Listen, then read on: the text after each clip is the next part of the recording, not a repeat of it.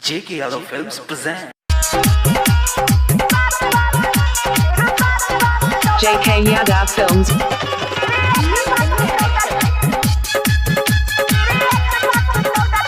Mixed by Bablu Bansali.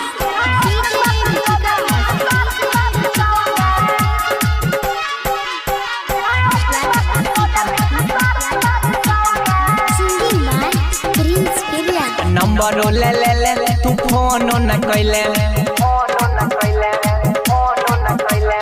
Number ले ले लही फोन न कलही मिल के डेटा देख तू ठक लही मुंड के दलही बिगा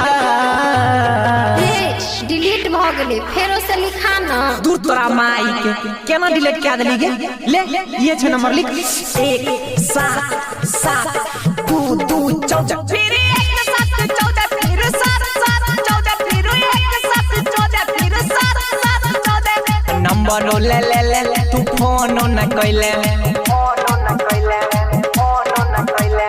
नंबर ले ले लही फोन न कलही मिल के डेटा देख तू ठक लही मुंड के दलही बिगा एहनो नंबर होय छै। हाँ दे तोरा जैसन पर्सनल माल ले यह नंबर होय छै। चल हाँ अब की बार सही सही लिखबी 1 7 7 2 2 14 फिर 1 7 14 फिर 7 7 14 फिर 1 7 14 फिर 7 7 14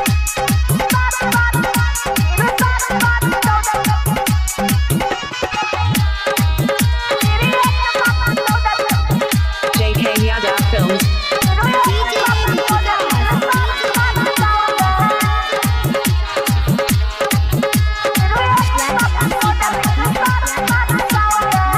Mixed by Bablu Bansali. Gate खोल के रखी है कोई नहीं जा पा रहा तो कैली है डाइल मन जब जाबा करता गेट खोल के रखी है कोई नहीं जा पा रहा तो कैली है डाइल मन जब जाबा करता रात के बेसी न करी है तो लगे मिला आई है सहेली के संग लगे कहले तू आइबे बादना 94 चाकर वाला पर फोन किया ने लगे छै। हाँ गए ये नया नंबर ले लिए हाँ लिख अब की बार सही सही लिख 1 7 7 2 2 14 फिर 1 7 14 फिर 7 7 14 फिर 1 7 14 फिर 7 7 14 J.K. Yadav Films.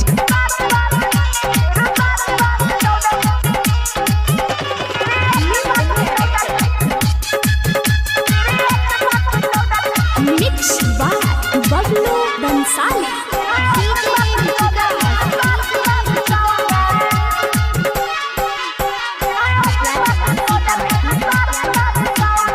Singing by Prince Kirian. सच सच के छौड़ी सब मन खूब बढ़े